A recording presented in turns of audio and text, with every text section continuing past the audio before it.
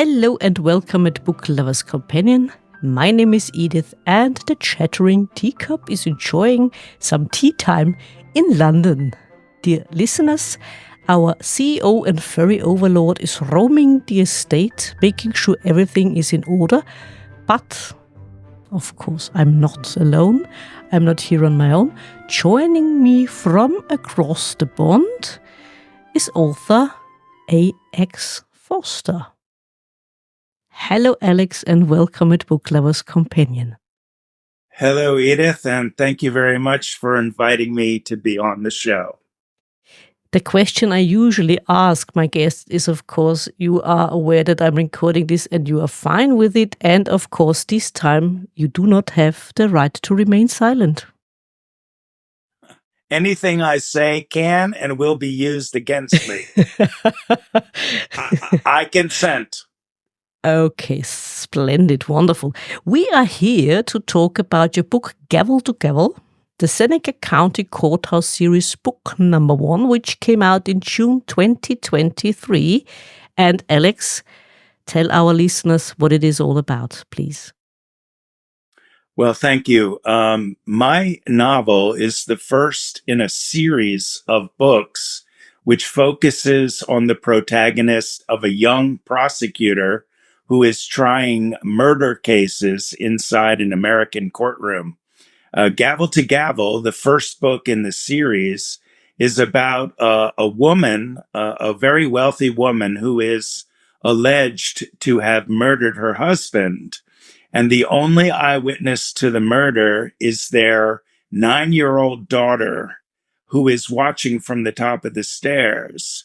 So it's a murder mystery, but it's also the story of how a trial unfolds in the American court system from the start to the finish, from gavel to gavel, with the crime, the investigation, the selection of a jury, the direct and cross-examination of witnesses, all the way to a final verdict. So the readers get to be, in essence, part of the jury, and they read how the case unfolds with different evidence and testimony, and then see if they reach the same conclusion as the jury does in the book. And your characters are quite an interesting bunch of people. The teacup would probably say it's a lot like a play. When you read through the book, it feels sometimes like a play, or you can put it on stage. Certainly, you could put it on screen. And where did the idea come from for this special case? Your prosecutor is trying Mac McIntyre. Well, I was a prosecutor of homicide cases for a long time. I was a prosecutor for 20 years. And during that time span, I did over 100 jury trials. So I used my courtroom experience to craft the story in this book. After the 20 years as a prosecutor, I opened up my own law firm as a defense attorney, where people who are charged with crimes would hire me to defend them. So I did that for the next 15 years. So I have 35 years of experience inside a courtroom. I used those experiences to craft the plot of the book and the characters and so forth. The murder in Gavel to Gavel, the novel, is based on a case that I handled as a prosecutor in part, but it's really a mixture of a couple of cases put together. So it's not the nonfiction telling of a prosecutor and a case. It's a fictional story that relies on my experience over all these years from seeing the courtroom from different perspectives. Mm. And I also wanted to ask you about your character, your main character, Mac McIntyre. Is he a combination of more than one people, or is he completely someone who came up with? Well, Mac McIntyre, well, so many people who have interviewed me have asked, Are you A.X. Foster? Are you Mac McIntyre? And my answer to that is yes and no, as a typical lawyer response.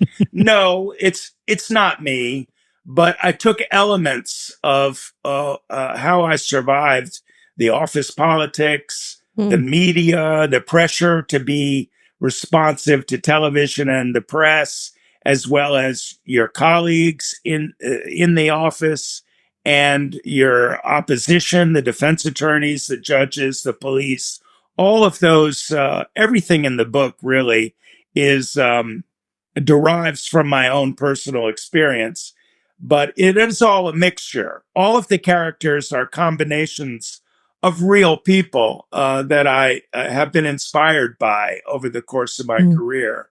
So I am not Mac McIntyre, but I'm pretty close. And in your book, we get different perspectives throughout the plot. We get the perspective of Mac, we get the perspective of the judge, or let's say her background as well. We also get the background of the defender. And the question is also for us outside from the book, from the plot, from the story. What are the responsibilities of those players in the courtroom? What is the responsibility of the judge? What is the responsibility of the prosecutor? And what is the responsibility of the defender? Well, let's start with the prosecutor. The prosecutor's role is to achieve justice. And that doesn't always mean just to win at all costs. For example, if a prosecutor discovers that the defendant is innocent halfway through the trial, the prosecutor is obligated under our oath as an officer of the court not to proceed with the case. Mm. So the prosecutor is in pursuit of justice. Now the judge's role is basically to referee the proceedings. The defense attorney has different obligations. The defense attorney is obliged to defend his or her client within the rules of court and within the rules of ethical considerations. So each of the players, the prosecutor, the defense attorney, and the judge, have different roles to play as a trial unfolds. And in this special case, the prosecutor has to deal with the witness, and the problems of this witness is twofold. For one, his main witness is a young girl of age 9, and the second thing is that the young girl has a special health problem. Let's put it that way, because that's what I say. It is a health problem. She has narcolepsy in children, which you state in your book is rather rare. It happens more often within adults, but still he has to deal with it. Yes, well, I added that element to the case to make the plot more interesting and more challenging. The only eyewitness to a murder, and think about the position that this little girl is in. Her name is Mandy. She's just seen her mother kill her father and stab him multiple times with a kitchen knife. And so she's in a terrible conflict right there. Both her parents are in deep trouble and her father's dead. Uh, to add a layer of complexity to the plot, she suffers from pediatric narcolepsy. Now, most people are unfamiliar with narcolepsy, or at least they have a concept that, oh, people just fall asleep instantly. But narcolepsy is really more like chronic fatigue syndrome, where someone who has narcolepsy is always tired and can never fully be alert. And then with medication, they can lead a normal life, but then they're, buzzing around on amphetamines or some medications that have that effect. So that adds a huge challenge for Mac McIntyre, my prosecutor, because the only eyewitness to this terrible murder is a child whose testimony may be Mm. unreliable. And as you know from reading the book, in one part she falls asleep in the middle of the trial. Yeah. So I added that element, but I had a lot of experience with child witnesses. I handled child abuse cases for many years, and working with children in the courtroom is a huge challenge. And I did work with some children that had various disabilities, whether they be autistic or suffering from um, some various form of mental incapacity. Um, and so that just added a challenge to the case for Mac, and I think it makes for a more interesting plot. Absolutely, because I suppose that asking children or putting children on the witness stand is a challenge in itself, isn't it? Yes, it is.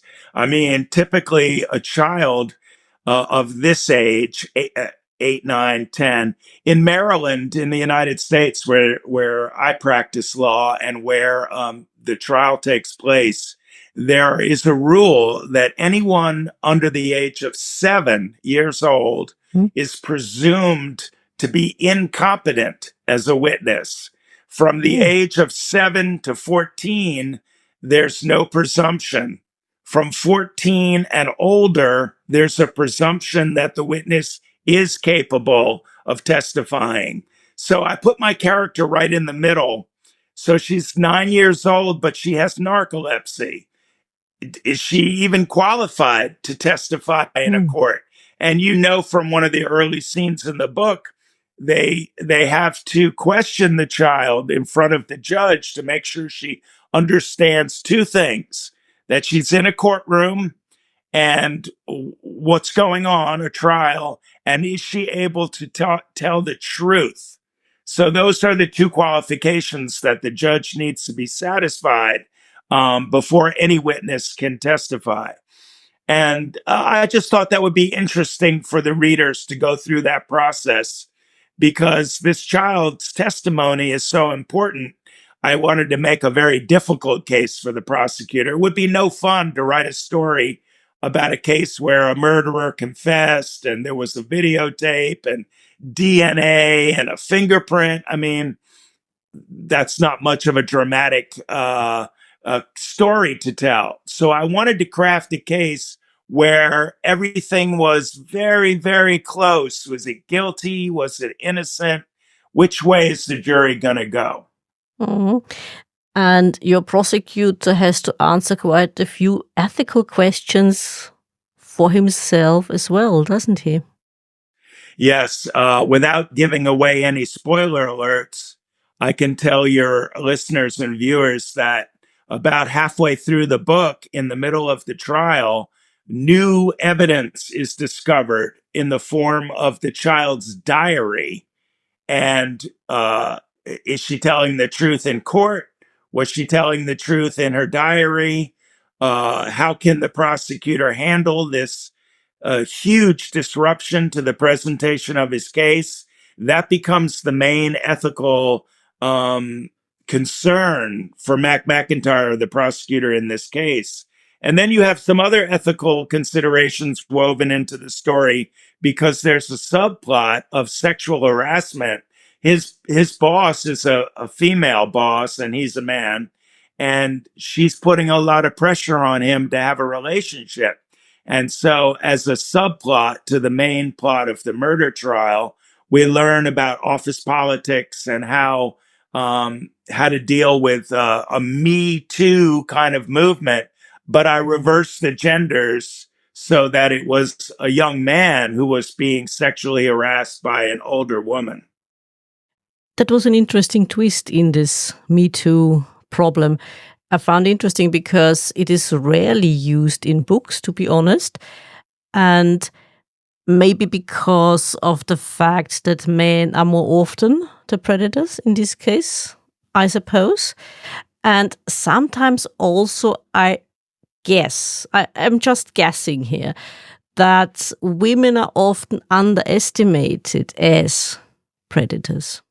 That I wanted to incorporate in the book.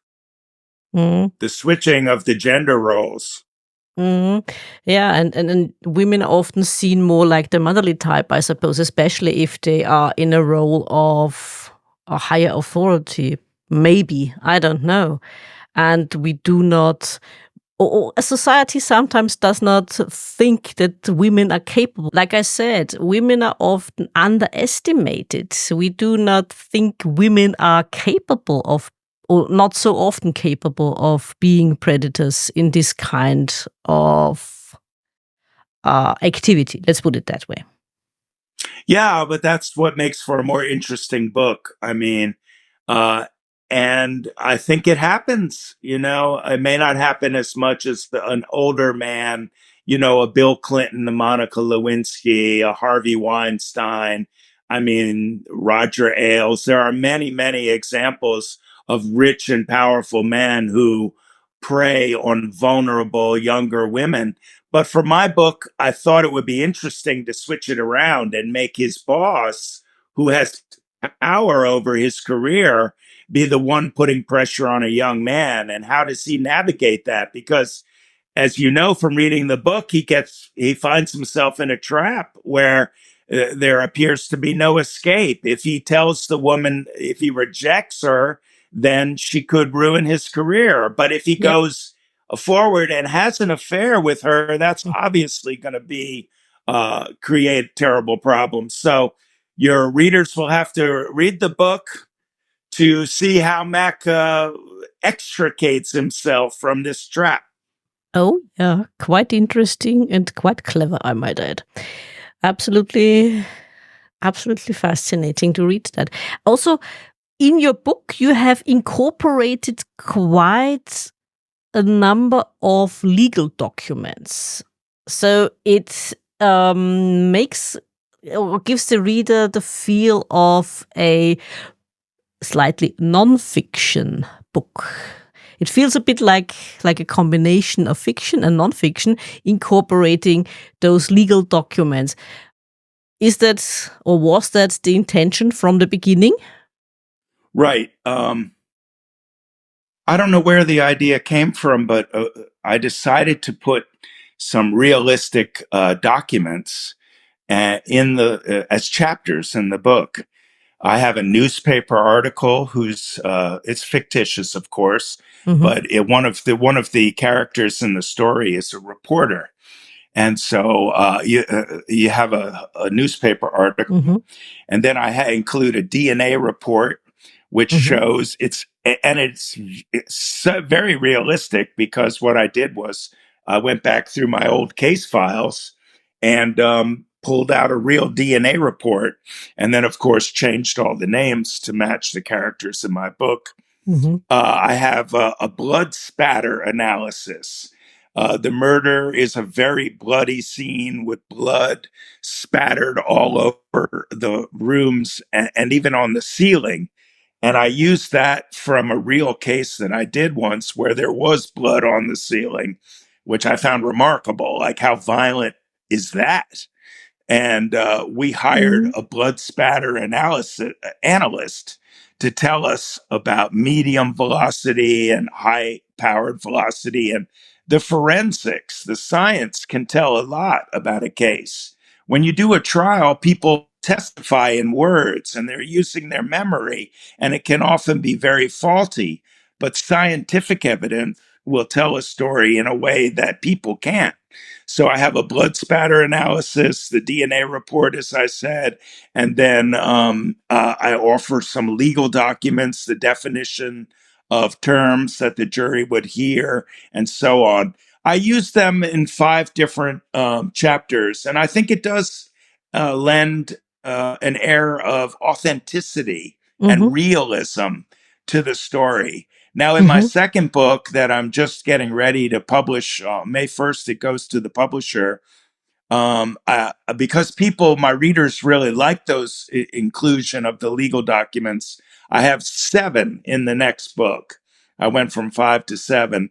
And those include things like a ballistics report without how they match bullets and that sort of thing, because people are fascinated with the forensics and the science. And TV shows like CSI are sort of in the mindset of the public now. And by putting those things in the book, I think it adds a lot. And my readers have told me I've been very favorable about that techniques. That's true. And I mean, CSI is probably very, very popular, or was very popular.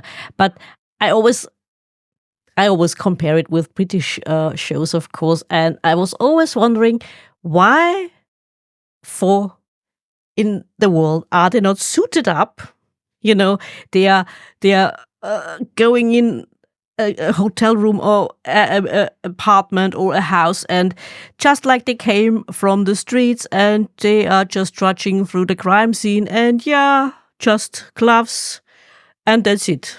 Then you watch a British TV show and they're all suited up and they put protection on their shoes and they put on a mask and whatnot. Yeah, I mean, the realistic way is to have people suited up and very, very careful about contaminating a crime scene. I don't know why the TV shows don't do that. Maybe it doesn't look right. But in my experience, having been to many crime scenes, the first thing you do is you seal off the crime scene, and the Yeah. fewer people that are trampling around, they're polluting it. And now DNA has become so sensitive that how you handle it is very important, because a single contamination can ruin the evidence and really hurt your case. So I do have I have a chapter on the DNA collection and so forth in Hmm. Gavel, and I think readers responded well to that. Mm. I can imagine that. I mean, it's always fascinating to read what's going on behind the scenes, so to speak. And I wanted to ask you about this change of defenders, because in your book we have this very rich now widow, and she has this very high profile defender for the start of her trial, legal proceedings. And then she is thrown to a public defender, more or less. Someone who is, well, has not the profile the first one has. What can you tell us about that? Because he seemed like an intriguing character, your high profile defender. Well, I'm glad you said that, because that man's name is Marcel Saint Croix, my French Canadian, half Indian, half white defense attorney, the flamboyant Marcel. And he actually takes on a much more prominent role in book two. He's the lead lawyer throughout the entire book two. So other people were interested in that character of Marcel. And so I elevated and expanded his role for book two. And he is based on a real guy that when I was a very young lawyer, there was a lawyer similar to him, not exactly, but I based that character off someone who I first came in contact with when I was a brand new prosecutor, age 25 or so. But you talked about the switch of lawyers. Now, in America, it's all about money. And if you're wealthy, you can hire the best lawyers. If you're poor, you have to be assigned a public defender. Usually, the public defender is young, fresh out of law school, looking for experience, but doesn't have a lot of experience. Hmm. Um, so in the book, even though she's wealthy, my alleged murderer, Ricky Vanderhook, even though Ricky is charged with murder and has money, her money is frozen because it's all connected to her husband, who she killed. So the plot is, she started out. Remember, Marcel St. Croix wanted $500,000 to Hmm. represent her, Yeah. but then her money all got frozen and she had no ability to pay him. And then there Hmm. was also, if you recall, an ethical concern. She tells Marcel some things she shouldn't say, and he feels ethically that he could no longer Hmm. properly defend her. So he pulls out of the case. And then she has to get her own public defender, Santiago. And Santiago actually is a very good lawyer. And you know from reading the book, he wants very much to be a judge. So all of his motivation is tied up with defending his client, but also to make himself look worthy of being elected judge or appointed judge. So each of the characters has a lot of ethical struggles. Everyone in the book, like every person I've ever met, all people have combinations of good and good motives and bad motives, and selfish motives and unselfish motives. And I think that just makes all of the characters realistic. But that's to answer your question. That's why she has to switch lawyers after the Mm, case starts. mm. You just said everyone is a combination of good and bad, like we all are. Um, is it the case that we do hold people who have public office, like a judge or a prosecutor, to a higher standard? Should we hold them to a higher standard? Well, nobody's above the law, of course. And some of the things that happen in the book, you have prosecutors doing things that are unethical, unfair, and even perhaps illegal. So we do hold people to a higher standard, but I think the point of my book is everybody is susceptible to their own selfish motives.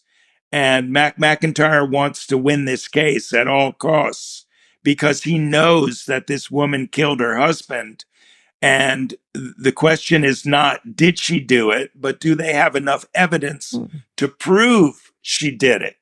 And that's how it was when I was a prosecutor. You don't prosecute someone if you have doubts of their guilt. The question is never, did they do it or not? The question is always, do we have enough evidence to prove they did it?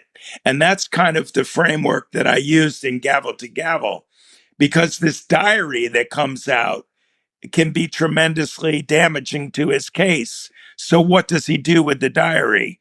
Does he bring it to the defense and kill his case and let this murderer go free? Or does he take a different path to win the case and make sure that the murderer is found guilty? Your viewers and listeners will have to read the book to find out what the choice is. Absolutely. And it is a great book and it's a great read. And being in a courtroom is a bit like being on stage, isn't it? Yes, it is. Absolutely, no doubt. And my background in university was as a stage actor. Mm. When I was young, I wanted to be the next great Shakespearean actor.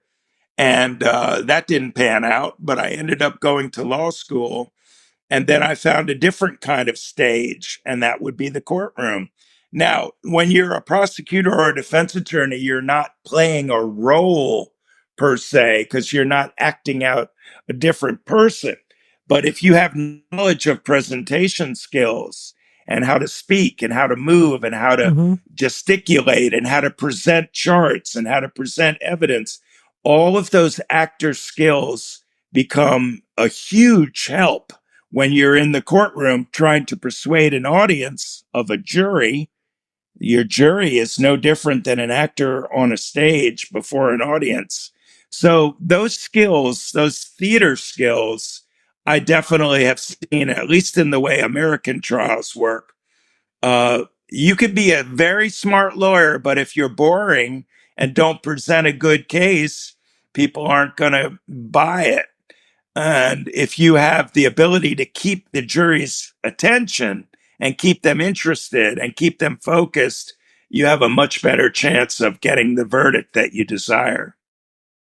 And is it a bit like telling a story insofar when you present your case, you have to capture your audience, the jury's attention, and hold it and bring your point home. And this requires great skills, also eloquency. Is that something you can train for? You do train for in law school or not at all? When I was in law school, they didn't have a class on presentation skills, but they did have something called moot court.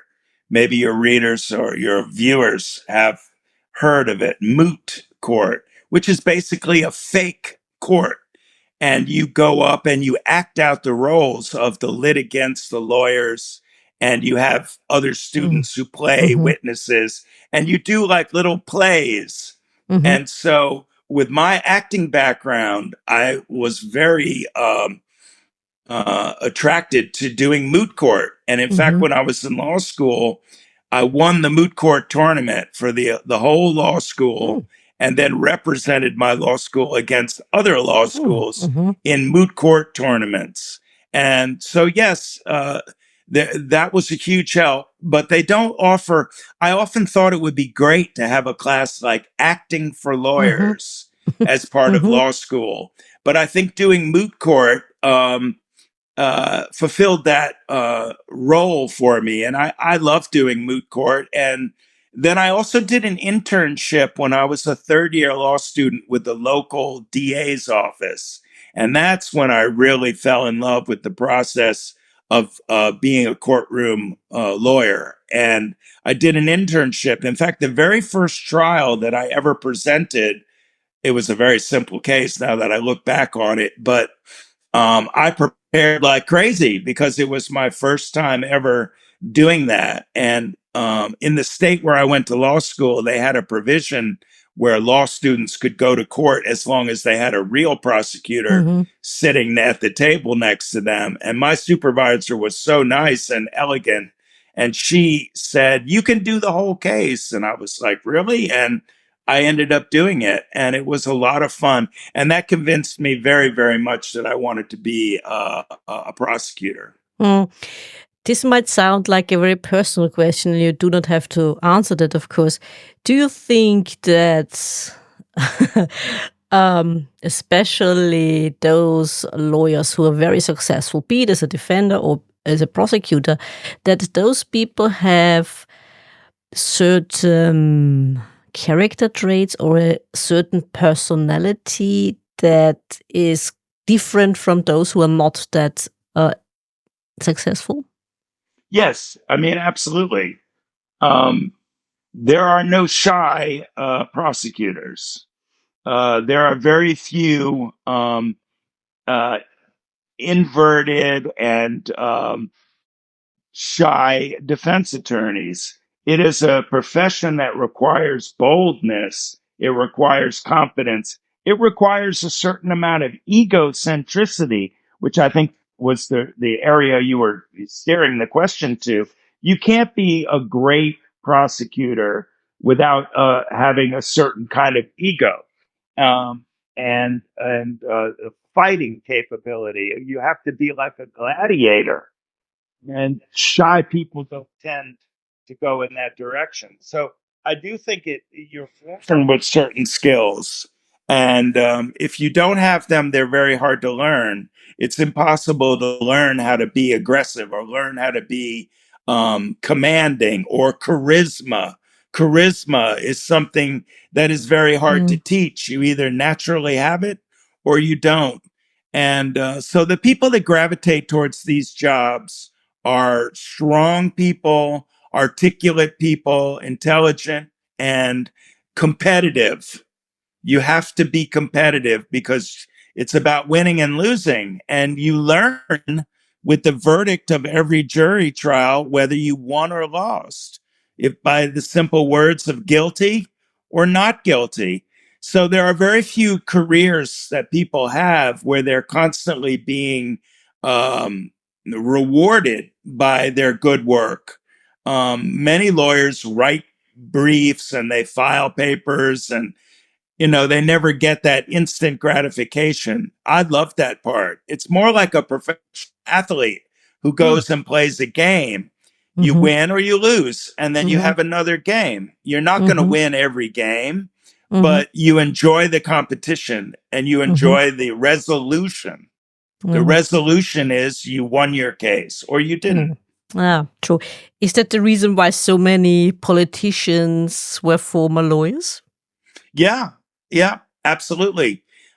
Being a lawyer is a great foundation for doing a debate against a political opponent, making speeches, persuading an audience in the wider sense. A candidate for office has to persuade um, the citizens to vote for him or her and your constituency. Yeah. So yes, I think there are some parallels between politicians and lawyers. Mm. And during writing this book, because there is so much involved of the courtroom drama, of the case, of the background that's going on in the book and with the people Mac has to deal with, what was your writing process throughout? Because I'm asking this because people who listen to our podcast are often interested in how other authors do that, because some of them have spreadsheets, some of them have murder walls, so to speak, when they write crime fiction. How was your process in writing this book, writing your draft? Well, everyone does it differently, but I like to prepare. And when I had the idea for the story, I was fortunate because I was able to follow the path that every trial takes. Every trial has a beginning, a middle, and an end. You begin with the discovery of a crime, you investigate the crime, you charge the crime, you go to court, you pick a jury, you have motions, you have testimony, you have evidence that's put into court in terms of documents, or Mm-hmm. photographs, or Mm-hmm. maps, or charts, or what have you. Mm-hmm. The jury gets to deliberate and then they come up with a resolution. So there's a natural shape that follows the classic theater or fiction shape of rise and Mm-hmm. fall. Mm-hmm. And so I already had that architecture Mm-hmm. was already in place for me. Then Mm-hmm. I had to work in the various subplots, the sexual harassment in his office. Mm-hmm. Some of the other characters have their own axis to grind. And then I wove those in. But what I did for my process is I like to see it all at once. I get frustrated when I have to scan through a manuscript and either flip pages Mm-hmm. or roll my computer screen back and forth, up and down. So what I do is I take a huge piece of paper about the size of a blackboard, a poster size, and I write the chapters up and then down in the shape of an inverted triangle. So they rise to a denouement, to a peak, and then they come Mm-hmm. down to a Oh, resolution. And I just write in each of the chapters. In Gavel to Gavel, I think I have 89 chapters, very short. I have yeah. 89 4 or 5 page chapters. Yeah. In my second book that's coming out this year, which is called Double Blind, I have the same, I want them to look Mm-hmm. uniform. Mm-hmm. So I have the same formula. I have about 80 chapters that are each Mm-hmm. about 5 or 6 pages to keep the thing moving quickly. Mm-hmm. Yeah. Yeah. Pace is very Yeah. Yeah. important. I want the reader to turn the page. What happens next? What Yeah. happens next? Yeah, yeah, absolutely. That happens with short chapters and lots of chapters. It's the story picks up speed, so to speak. Yeah, absolutely. And the question might sound silly, but I do have to ask you, for you, since we've touched upon TV shows already, what would be for you personally the best depiction of a lawyer on screen, and which would be the worst? Oh my. Well, I get asked this question quite a bit. And of all the TV shows and movies, I have a personal favorite from childhood, which is To Kill a Mockingbird, where Mm, Gregory Peck yeah, plays the defense attorney, Atticus Finch. yeah. And I've wanted to be a courtroom lawyer ever since I saw that movie as a little boy. But there's one movie that I think captures what a courtroom lawyer does realistically quite well, and that would be The Lincoln Lawyer with Mm-hmm. Matthew McConaughey. Yeah. And I'm sorry, I'm juggling around here, but there's a scene where Matthew McConaughey asks questions of a defendant, and that comes very close to how I used Mm. to do it in court in terms of the pacing and the probing Mm-hmm. And that's one that Mm-hmm. jumps out to me as very realistic. The ones on TV are not as realistic because they have these time constraints Mm. and they have to solve a whole murder in 1 hour. And I don't think I've ever seen a case solved in an hour. So there's an artificiality attached with that format to begin with. And the movie format or book format is better. Yeah, it usually is. Also, the walking and talking again. I have to ask you again. We've spoken about it before, but there was this one TV show. I mentioned it before when we spoke. A UK TV show called Silk, and there is this young up and coming lawyer, and he has to um, more or less help his colleague out, and he starts walking and talking in the courtroom, and the judge says, Mr. Can't remember his name, this is a British courtroom. We don't do walking and talking. Well, there are different rules. There are 50 United States, and then there's a federal system.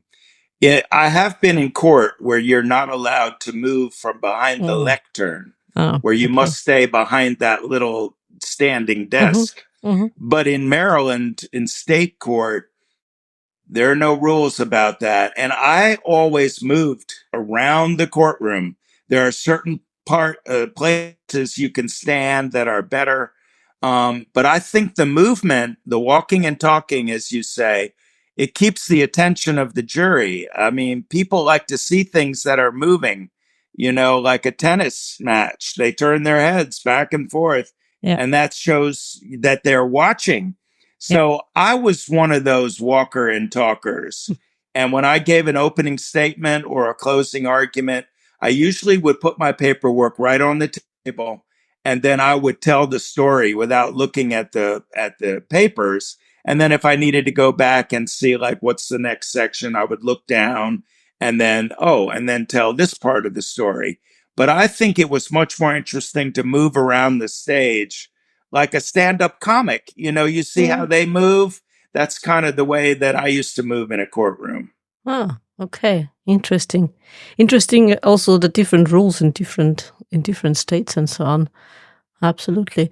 And you said last time when we spoke, you have been to the Old Bailey and you had the pleasure of watching how it is done in the UK.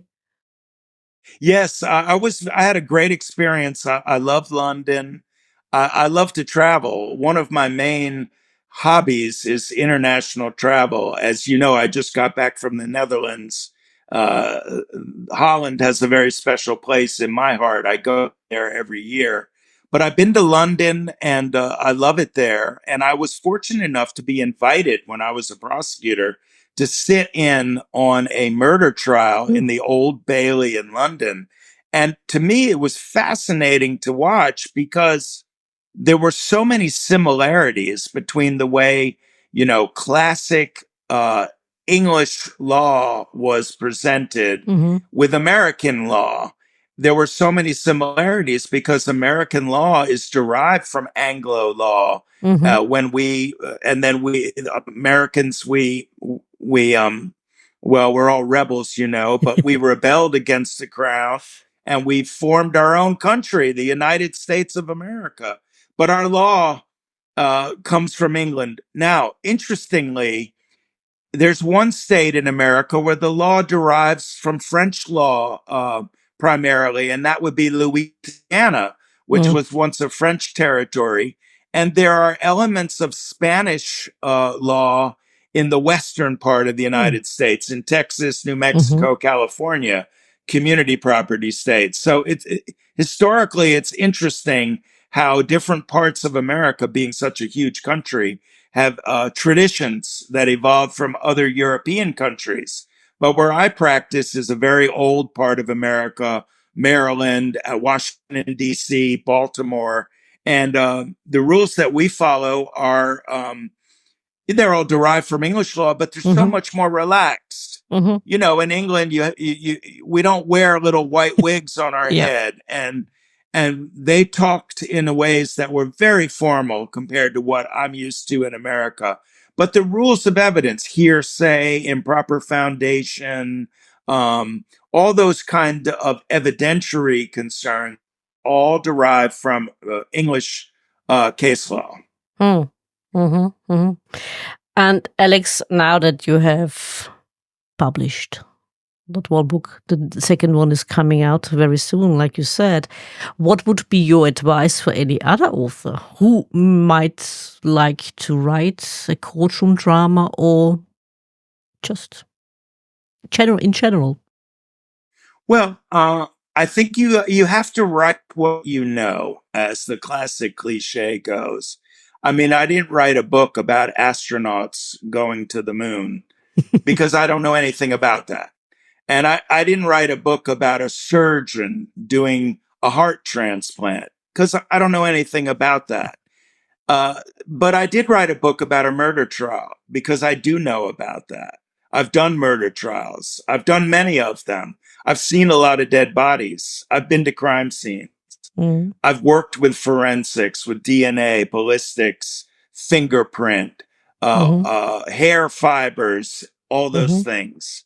So I write about what I know, and your readers or your listeners should write about their own life experiences because Mm-hmm. otherwise it won't have any authenticity. Now, I've read some books, legal thrillers. I read them as many as I can to see, Mm-hmm. what my competition is or where other people are doing.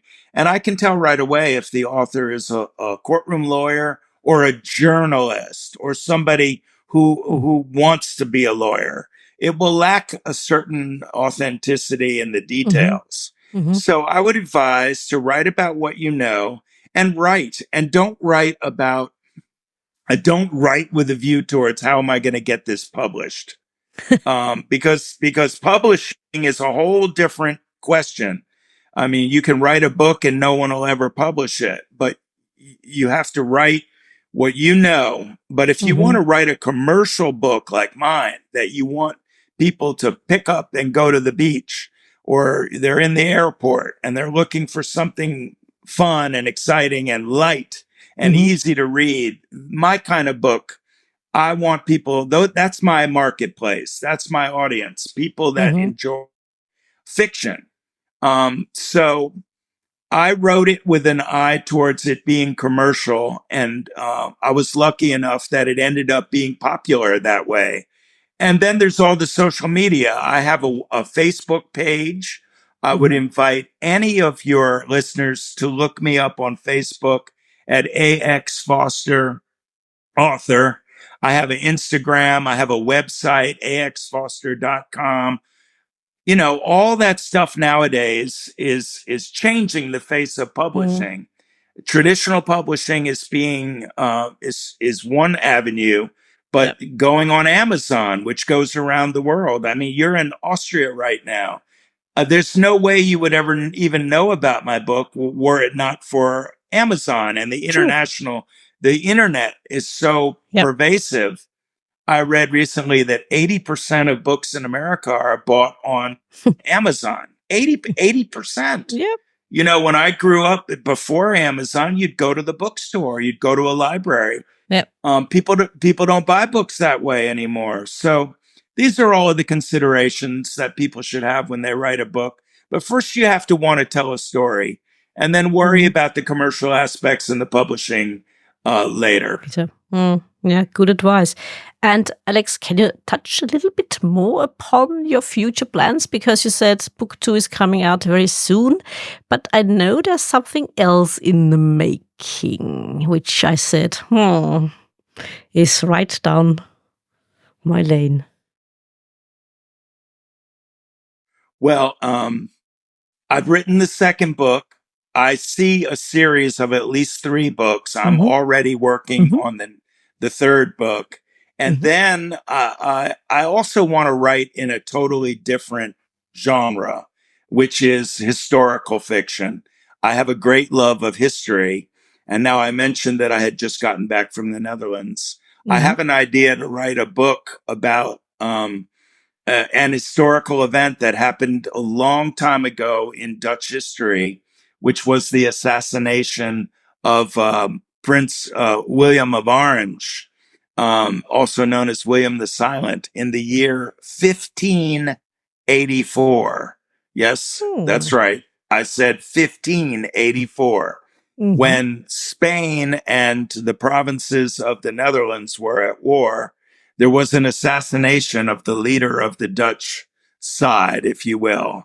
And that happened in the town of Delft. And it was the first assassination in world history with a handgun. And I've been to the site of the murder. Like I said, I've been to a lot Mm-hmm. of crime scenes. And as I think we discussed before, I took a look at the evidence. They have bullet holes in the wall of a staircase. And allegedly, the prince was killed on the staircase by an intruder into the palace. And I took one look at the layout of the scene and the story that the guide was telling me. And all of my prosecutorial instincts told me that this was not correct. And it reminded me a lot of the assassination of John F. Kennedy. You know, I've been to Dealey Plaza in Dallas. I've been on the sixth floor of the Texas School Book Depository building where Lee Harvey Oswald shot President Kennedy with a rifle from above. I've been there. I've been right at that window and looked. And I'm convinced that he was the lone assassin. But many other people believe in the grassy knoll Mm-hmm. and a conspiracy and the Mm. CIA. And Yeah. no one will ever fully be satisfied with what happened in the assassination of John Kennedy. So I kind of want to blend some elements of that story with the Prince Mm. of Orange Mm-hmm. in Holland, and that's my idea for a book, to make it a murder mystery set in 16th century Holland. And how big is the danger of you falling into the rabbit hole of research? You know, I've been researching it for many years, so I will not be that kind of historical fiction writer that's obsessed with the clothing and the food and the technology and the horses. And I'm going to get a little bit into that, but I'm going to tell a murder mystery story in a setting that is what, 400 Mm. years ago. So I've done a lot of the research, but for me, the main research was going to the murder scene. Mm. I've now been there many times, actually. And I also engaged with a Dutch expert on Mm. that crime. Mm. Um, and he was very knowledgeable Mm. about Mm-hmm. everything to Mm-hmm. do with Mm-hmm. it. Mm-hmm. A professor in Holland. Okay. And I met with him, and he gave me some excellent advice. So I'm not that intimidated by the research. I think the research is pretty much behind me. I just need to get my legal thrillers done, and then, as a labor of love, try a whole new type of book. Ah, okay.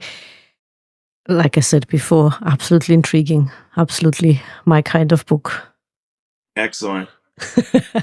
And Alex, is there anything else you would like our listeners to know? Well, I've written a book in Gavel to Gavel, which is in the great tradition of legal thrillers, along the lines, if you like John Grisham, if you like Scott Turow, James Patterson, if those are the authors that you enjoy reading, hopefully you will take a look at my book and see if it fits within your expectations. And again, if you would like to connect with me, I'm easy to find on social media. I have I enjoy getting online every day and discussing the book and other legal issues. We got a lot going on in America right now. We have the former president, Donald Trump, is on trial. As you can imagine, it's unprecedented to have a former president as a criminal defendant. A lot of people are talking about it, a lot of people asking me questions. So I enjoy the dialogue with my fans, and anyone out there who would like to connect, please just look up AX Foster on your Google search, and it will bring you to my website, my book on Amazon, and my Facebook page. And I would like to keep building my reader base, and so please reach out to me and join. And I'd be very happy to connect with anyone who's listening to this program. Splendid. So, Alex, thank you for joining me, for doing this, for talking to me. It was an absolute pleasure. Well, thank you, Edith. It's a pleasure speaking with you. Thank you for the opportunity. And I'll be back when my next book is published. Absolutely. You have an invitation. I will join you shortly in the green room. Don't go away. Thank you. Auf Wiedersehen. Dear listeners, we hope you enjoyed this conversation as much as we did. And we hope we'll meet again in our next show. Until next time.